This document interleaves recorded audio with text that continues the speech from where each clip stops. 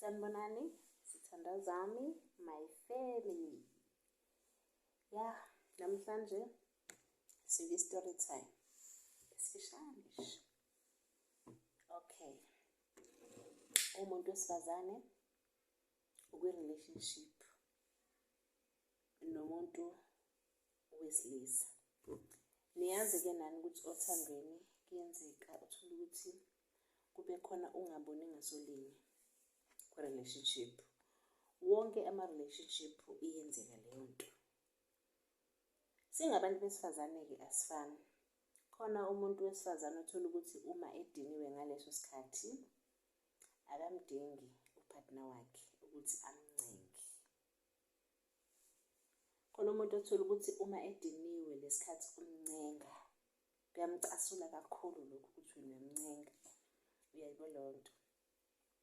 Khona umuntu othola ukuthi uma ediniwe wena uma ungamncengi kuyamcasula, kumkhombisa ukuthi kushuthi vele lo guy akanandaba nami ngoba nangu akangincengi. Singabantu besifazane asifani, asibehave ngendlela efanayo, asenzi ngendlela efanayo, futhi asidaliwe ngendlela efanayo. Nezinto esizithandayo futhi azifani.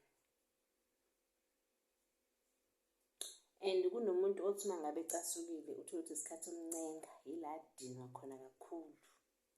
Kunomunye othola ukuthi lesikhathi umyeka ungamncengi uphatheka kabi ukuthi awumncengi. So injalo nje, asifani nje siyabantu besifazane. Sinjalo nje. Kodwa-ke bandla siyathanda ukunconywa nokutshelwa ukuthi siyathandwa. Always we like that. Sonke nje singabantu besifazane. Noma ngabe kuthiwa uyakuthanda ukuncengwa noma abawuthanda ukuncengwa, kodwa nje iyodwa into esithandayo othandweni, siyathanda ukunconywa nokutshelwa ukuthi siyathandwa.